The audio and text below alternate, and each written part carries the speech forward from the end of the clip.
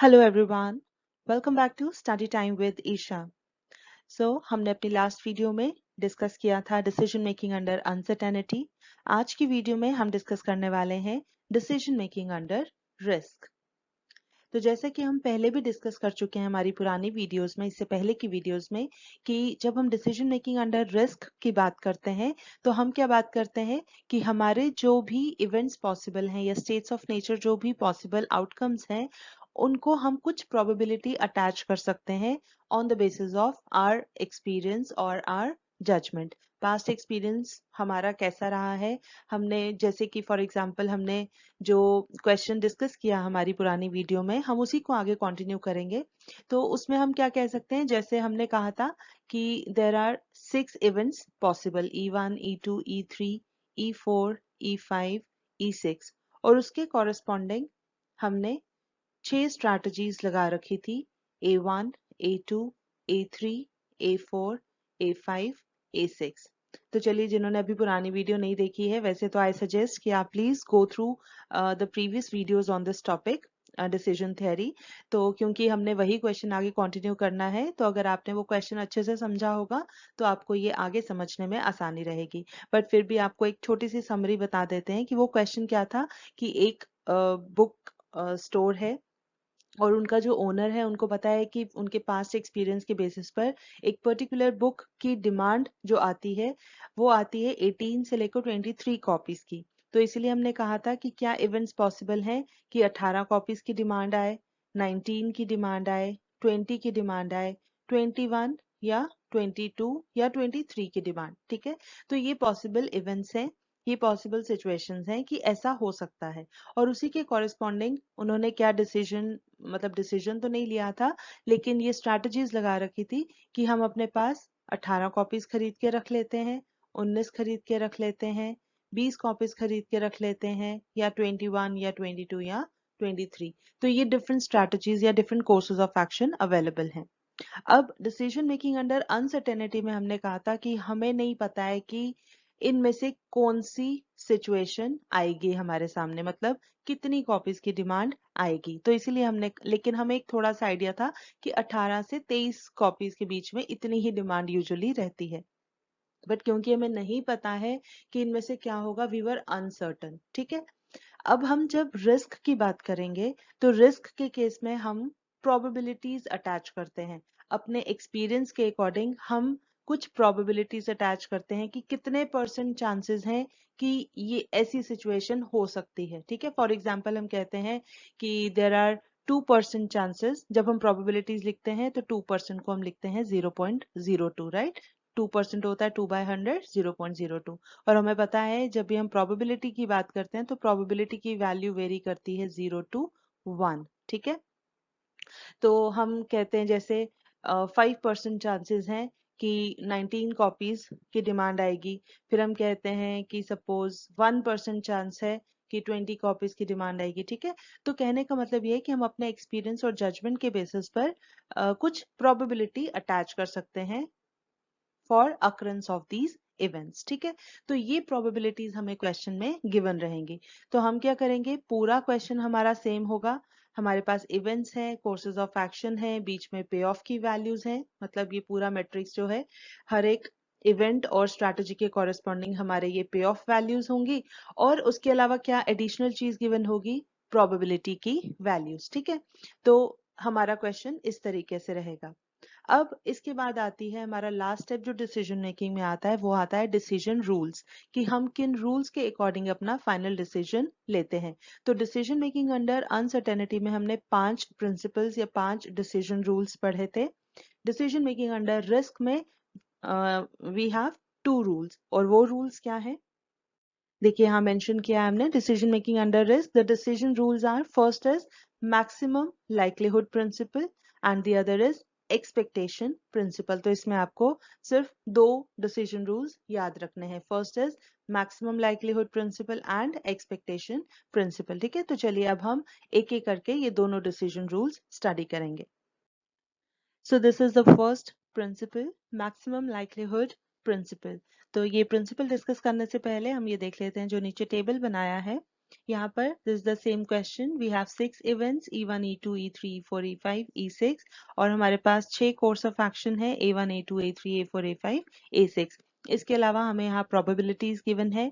तो event E1 की probability है 0.05, that is 5%। Then we have second event की प्रोबेबिलिटी है 10%, 0.10। फिर है 30%, 0.30। देन फोर्थ इवेंट की probability 40%, that is 0.40।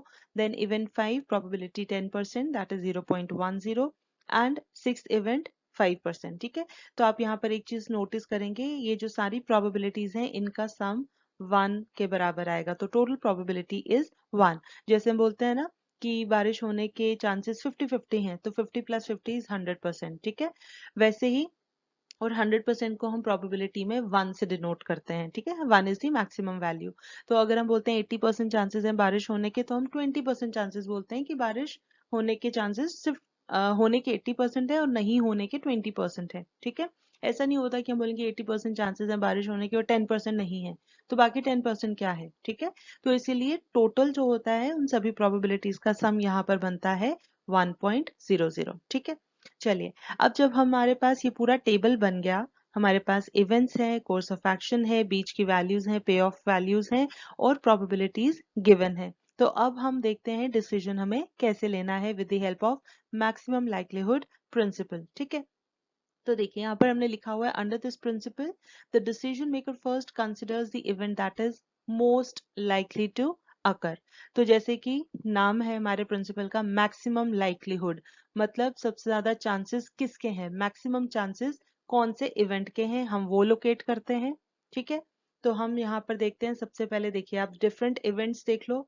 First event 5%, 10%, then 30, 40, 10 and 5%। ठीक है, तो सबसे ज्यादा प्रोबेबिलिटी किसकी है, हमारे इवेंट नंबर इवेंट 4। ठीक है, इसकी प्रोबेबिलिटी हाईएस्ट है, दैट इज 40%। तो हमने क्या करना है, सबसे पहले वो इवेंट लोकेट करना है जिसके सबसे ज्यादा चांसेस हैं ऑफ हैपनिंग, राइट। तो ये हमारा इवेंट E4 है। उसके बाद हमें क्या करना है, now the decision maker decides for the course of action which has maximum payoff corresponding to this event. अब हम ये वाला इवेंट देखेंगे। ठीक है, अब हमने मान लिया सबसे ज्यादा चांसेस इस इवेंट के हैं, तो इस इवेंट के corresponding again we have 6 course of action A1, A2, A3, A4, A5 and A6। ठीक है, तो अगर इस सिचुएशन में हम A1 स्ट्रैटेजी यूज करते हैं तो हमें पे ऑफ मिलेगा 360। ठीक है, अगर हम स्ट्रैटेजी A2 लगाते हैं तो हमें पे ऑफ मिलेगा 380। Similarly third course of action से हमें 400, देन 420, 370 एंड 320। तो सबसे ज्यादा पे ऑफ हमें कहाँ पर मिल रहा है, हाईएस्ट वैल्यू है 420। ठीक है, और ये किसके कॉरेस्पॉन्डिंग है, strategy A4, course of action कौन सा, A4। ठीक है, तो इसका मतलब यही हमारा जो है, this is the best alternative, this is the best course of action. ठीक है, तो यही हमारा फाइनल डिसीजन होगा, राइट। तो हमने क्या किया, मैक्सिमम लाइक्लीहुड प्रिंसिपल में सबसे पहले वो इवेंट देखा जिसके सबसे ज्यादा मैक्सिमम लाइक्लीहुड है ऑफ हैपनिंग, वो कौन सा है, हाईएस्ट प्रोबेबिलिटी वाला E4। फिर इसके कॉरेस्पॉन्डिंग जहां पर मैक्सिमम पे ऑफ है दैट इज 420, हमने वो वाला चूज करना है, और ये किसके कॉरेस्पॉन्डिंग है, A4। ठीक है, तो हमारी स्ट्रैटेजी, हमारा final decision is A4, that is to buy 21 copies। ठीक है, is that clear? So this principle is very simple। चलिए बढ़ते हैं हम हमारे सेकंड प्रिंसिपल की तरफ। Okay, so second principle is expectation principle. अब एक्सपेक्टेशन प्रिंसिपल का मतलब है हमें एक्सपेक्टेड पे ऑफ निकालना है हर एक स्ट्रैटेजी का, और जहां पर मैक्सिमम एक्सपेक्टेड पे ऑफ होगा हम वो वाली स्ट्रैटेजी चूज करेंगे। ठीक है, तो ये थोड़ा बहुत मिलता जुलता है हमारे लैपलेस प्रिंसिपल के साथ, जहां पर हमने एक्सपेक्टेड पे ऑफ कैलकुलेट किया था, लेकिन डिफरेंस क्या है, वहां पर हर एक इवेंट की हमने एज्यूम किया था इक्वल प्रोबेबिलिटी है, तो इसलिए हम सिंपली उसका एवरेज ले लेते हैं। ठीक है, सभी वैल्यूज का। लेकिन यहाँ पर देखिए, हम जैसे फॉर एग्जांपल हम फर्स्ट इवेंट की अगर हम बात करें, फर्स्ट स्ट्रैटेजी की अगर हम बात करें, तो फर्स्ट स्ट्रैटेजी लगाने से in case of different events हमारी यहाँ पर तो वैसे सेम ही वैल्यूज हैं, 360, 360, 360 हर एक केस में। ठीक है, लेकिन देखिए अगर हम पहला इवेंट देखें, अगर पहला इवेंट हैपन होता है तो हमें मिलते हैं 360 रुपीज एज पे ऑफ, लेकिन इसके अकर होने के चांसेस सिर्फ 5% है, तो इसलिए हमें पूरा 360 पे ऑफ नहीं मिलेगा, 5% ऑफ 360 मिलेगा। ठीक है, उसी तरीके से अगर हम पहली स्ट्रैटेजी लगाते हैं और इवेंट दूसरा होता है, सेकंड इवेंट हैपन होता है, तो हमें 360 पे ऑफ मिलता है, लेकिन अगेन इसके चांसेस सिर्फ 10% हैं, तो इसलिए हमें पूरा 360 पे ऑफ नहीं मिलेगा, 10% ऑफ 360 मिलेगा। ठीक है, सिमिलरली अगर थर्ड इवेंट होता है तो हमें पूरा 360 पे ऑफ नहीं मिलेगा, क्योंकि इसके 30% चांसेस हैं, तो इसलिए 30% ऑफ 360 हम मानकर चलेंगे। ठीक है, तो यहाँ पर हमें एक्सपेक्टेड पे ऑफ कैसे मिलेगा, हम इन सब को आपस में मल्टीप्लाई करेंगे, प्रोबेबिलिटी और उसके कॉरेस्पॉन्डिंग पे ऑफ को, और लास्ट में उसको ऐड करेंगे। ठीक है, तो हमने एक्चुअली क्या कहा, देखिए फॉर एग्जांपल हम expected payoff for EP1 लिखते हैं, this is for strategy A1। ठीक है, तो इसके लिए हमारा एक्सपेक्टेड पे ऑफ कैसे निकलेगा, हम करेंगे 0.05 into 360 plus 0.10 into 360 plus 0.30 into 360 plus 0.40 into 360। ठीक है, इस तरीके से हमने सबको प्रोबेबिलिटी और उसके कॉरेस्पॉन्डिंग पे ऑफ को मल्टीप्लाई करते जाना है और ऐड करते जाना है। 0.10 इंटू 360 प्लस 0.05 इंटू 360। ठीक है, तो जब इन सबको हम टोटल करेंगे हमें एक्सपेक्टेड पे ऑफ मिलेगा स्ट्रैटेजी A1 के लिए। ठीक है, तो ये तो फिलहाल 360 ही आएगा।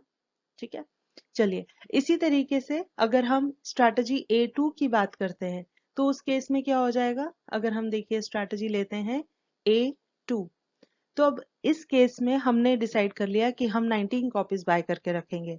उसके कॉरेस्पॉन्डिंग डिफरेंट सिचुएशंस क्या पॉसिबल हैं, 18 की डिमांड आएगी, 19 की, 20, 21, 22 या 23 की। ठीक है, तो अगर 18 की डिमांड आती है तो हमें पे ऑफ कितना मिलना है, 310, लेकिन इसके चांसेस कितने हैं, सिर्फ 5%, तो इसलिए हम लेते हैं 5% ऑफ 310। ठीक है, इसी तरीके से अगर इवेंट 2 अकर करता है, मतलब 19 कॉपीज की डिमांड आती है और हमने डिसाइड करके रखा था हम 19 कॉपीज ही रखेंगे, तो 380 का पे ऑफ हमें मिलेगा। ठीक है, लेकिन इसके चांसेस कितने हैं, सिर्फ 10%, तो इसीलिए हमें पूरा पे ऑफ 380 नहीं मिलेगा, 10% ऑफ 380। तो इसी तरीके से next 30% of 380, then 40% of 380, 10% of 380 and 0.05 into 380, मतलब 5% ऑफ 380।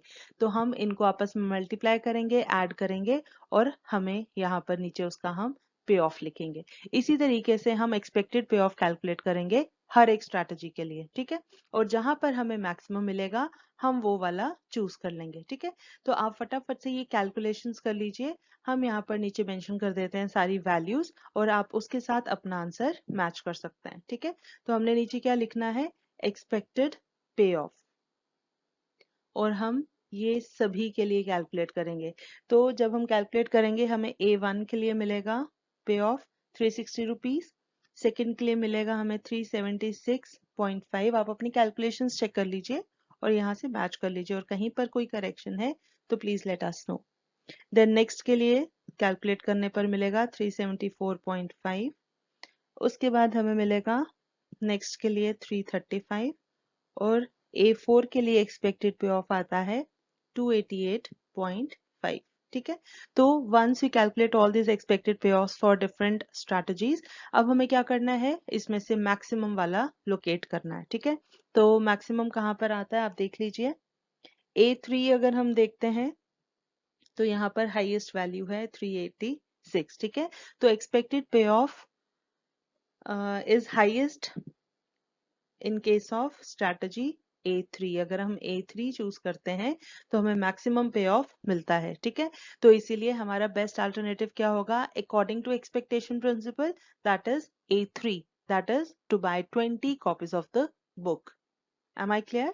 ठीक है, तो इस तरीके से हम एक्सपेक्टेशन प्रिंसिपल लगाते हैं फॉर डिसीजन मेकिंग। ठीक है, तो इसी के साथ हाँ एक चीज और, इसमें जैसे हमने एक्सपेक्टेड पे ऑफ कैलकुलेट किया है, अगर आपको ये प्रॉफिट या पे ऑफ वैल्यूज की जगह कॉस्ट की वैल्यूज गिवन होंगी तो ऑब्वियसली कौन सा चूज करेंगे, जो इनमें से लोएस्ट होगा, जहां पर लोएस्ट कॉस्ट आएगी। ठीक है, और इसी के साथ इसमें एक और चीज ऐड होती है, जैसे अभी हमने ये पे ऑफ टेबल के लिए किया, वैसे ही हम रिग्रेट टेबल या अपॉर्चुनिटी लॉस टेबल के लिए भी कैलकुलेट करते हैं।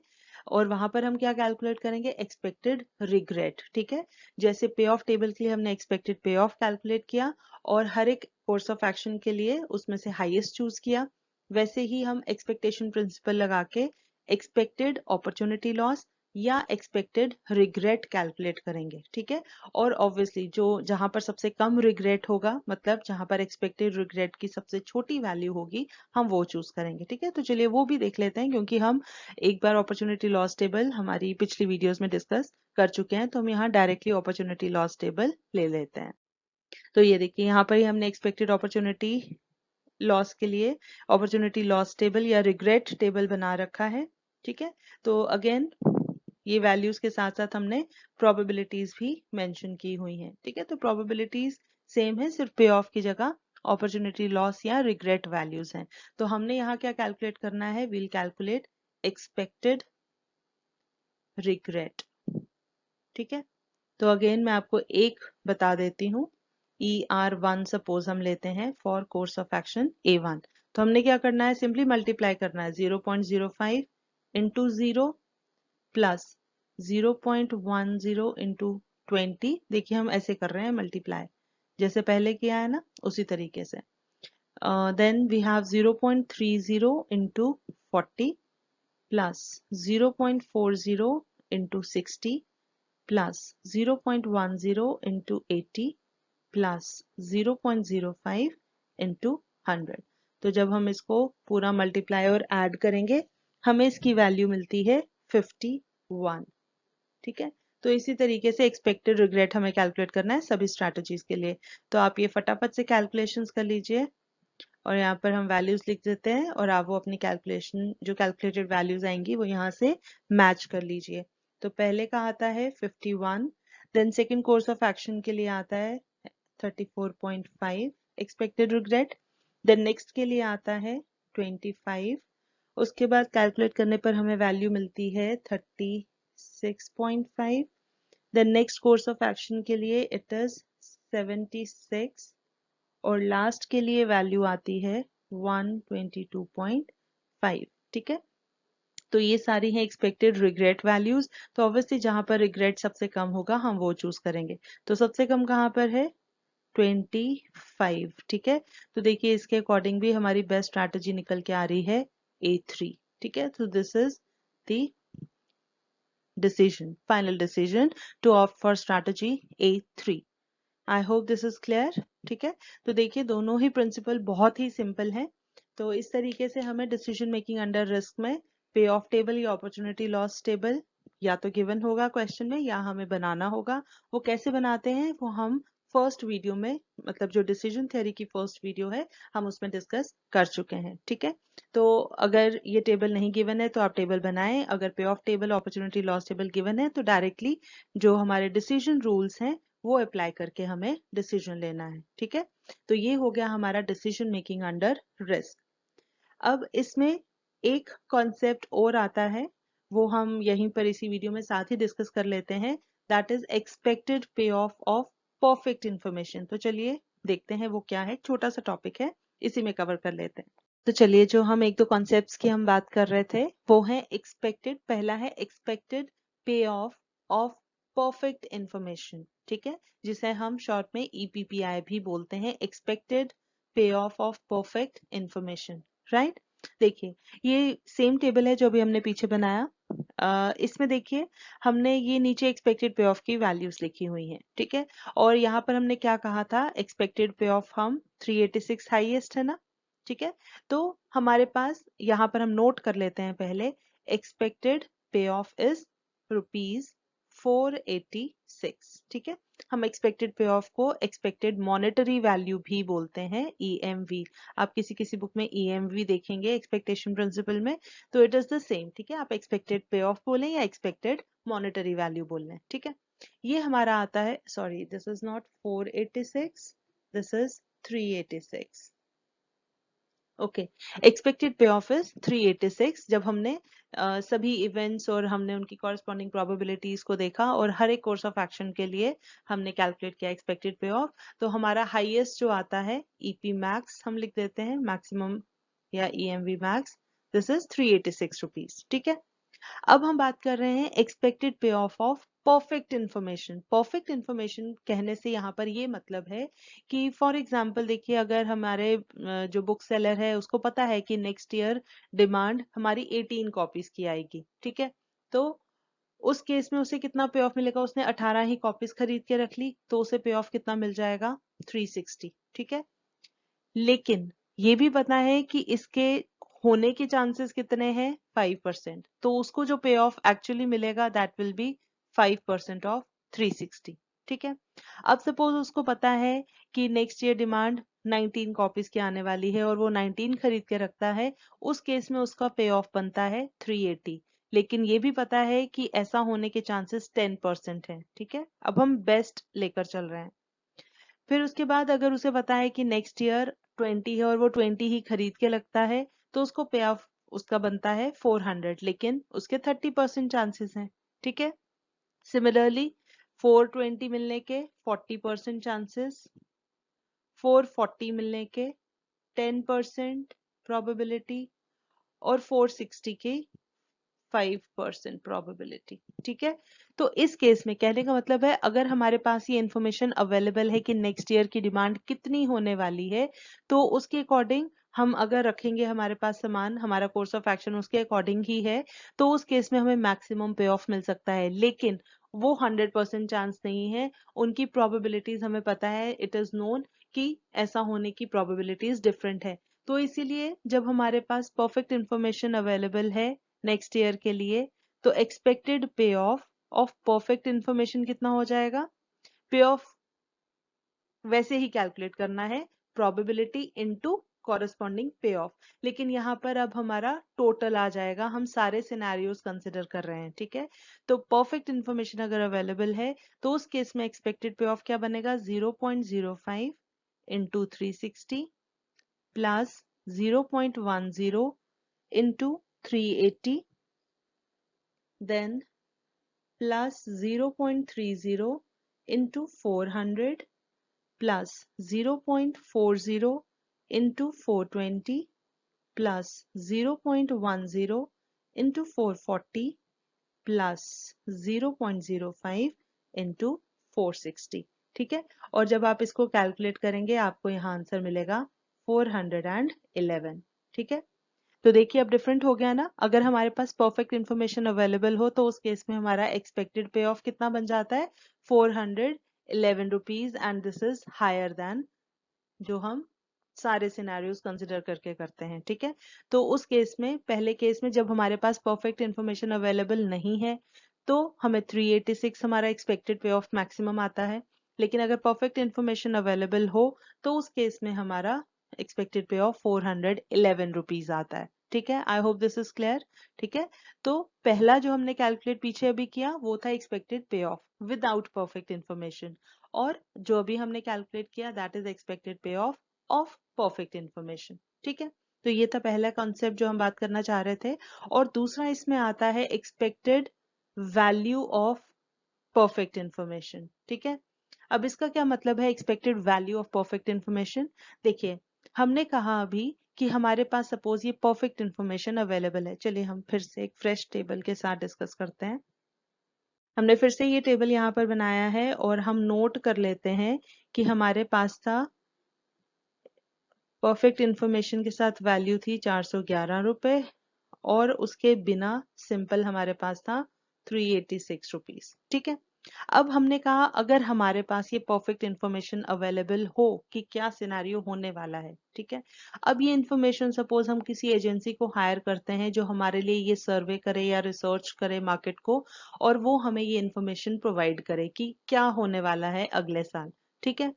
तो अब ऑब्वियसली वी हैव टू पे टू दैट एजेंसी, वो हमारे लिए फ्री में काम नहीं करेगी, ठीक है। तो अब हमारे लिए उस इंफॉर्मेशन की क्या वैल्यू है, what is the worth of that information, ठीक है। क्योंकि अगर हमारे पास, देखिए ये क्यों इंपॉर्टेंट है, क्योंकि अगर हमारे पास इंफॉर्मेशन नहीं भी होती तो हमें 386 तो मिल ही रहा था ना एक्सपेक्टेड पे ऑफ हमारा, ठीक है। अब परफेक्ट इंफॉर्मेशन के साथ हमें मिलना है 411 रुपए, ठीक है। तो ऑब्वियसली इन दोनों का जो डिफरेंस होगा वो हमारा होता है expected value of perfect information, ठीक है। वो क्या होता है? ईपीपीआई माइनस ईपी हम यहाँ मैक्स लिख देते हैं विदाउट इंफॉर्मेशन वाला, ठीक है। ये आता है 411 माइनस 386, दैट इज 25, ठीक है। तो value of information is 25 rupees. कहने का मतलब यहाँ पर ये हुआ कि जब हमारे पास इंफॉर्मेशन, परफेक्ट इंफॉर्मेशन नहीं थी तो हमें 386 रुपीज मिल रहे थे। अब इंफॉर्मेशन है तो 411 रुपए मिल रहे हैं, ठीक है। और ये डिफरेंस है 25 रुपए। मतलब अगर हमें 50 रुपए एजेंसी को देने पड़ जाएं परफेक्ट इंफॉर्मेशन के लिए तो हमें क्या फायदा है, उल्टा हमें और नुकसान हो गया ना, क्योंकि हमें एक्स्ट्रा 50 रुपए खर्च करने पड़ रहे हैं, ठीक है। तो जो हमें 411 रुपए मिलने थे उसमें हमारा ये खर्चा एक्स्ट्रा हो गया। तो मतलब 25 रुपए से ज्यादा हम एजेंसी को पे नहीं करेंगे, क्योंकि अगर हमने 25 रुपए उसको पे किए तो हमारा बराबर है, नो प्रॉफिट नो लॉस, ठीक है। क्योंकि 386 प्लस 25 इज 411, है ना। तो हमारी जो इंफॉर्मेशन की वर्थ है, उसकी जो वैल्यू है वो कितनी है, वर्थ 25 रुपीज। अगर इससे ज्यादा, इससे कम हम पे करेंगे तो हमें फायदा है। 25 रुपए पे करेंगे एजेंसी को तो हमारा नो प्रॉफिट नो लॉस है, मतलब इसके बिना भी हमारा काम चल ही रहा था, ठीक है, हमें कोई फायदा नहीं हुआ। लेकिन अगर हमें 25 रुपीज से ज्यादा पे करने पड़ जाए तो उस केस में फिर हमारा नुकसान है। जो मतलब हमने 386 कमाने थे उसमें से और हमें उल्टा खर्चा पड़ गया, ठीक है। तो हमें कोई फायदा नहीं हुआ। तो इस केस में ये जो 25 रुपीज है ये हमारा है वैल्यू ऑफ परफेक्ट इंफॉर्मेशन, ठीक है। I hope I am clear. अगर आपको कहीं पर कंफ्यूजन आ रही है, क्योंकि ये थोड़ा सा कंफ्यूजिंग लगता है कभी स्टूडेंट्स को ये टॉपिक, तो इसीलिए आप इस वीडियो को थोड़ा सा फिर से 2-3 बार सुनने की कोशिश करें तो शायद आपको समझ आ जाए। लेकिन अगर उसके बाद भी आपको डाउट लगता है तो आप कमेंट सेक्शन में पूछ सकते हैं, आप उसके थ्रू कांटेक्ट करके और क्लैरिटी के लिए बोल सकते हैं, ठीक है। So with this, our decision making under risk is over. I hope all the concepts in this are clear. So with this, I'll take your leave. मगर जाने से पहले अगर आपको ये वीडियो पसंद आई हो तो इसे लाइक ज़रूर करें, अपने जानने वालों के साथ ज़्यादा से ज़्यादा शेयर करें। और हाँ, अगर आपने अभी तक इस चैनल को सब्सक्राइब नहीं किया है तो प्लीज़ इसे सब्सक्राइब ज़रूर करें। हम जल्दी हाजिर होंगे एक नए कॉन्सेप्ट के साथ। तब तक के लिए टेक केयर, बाय बाय।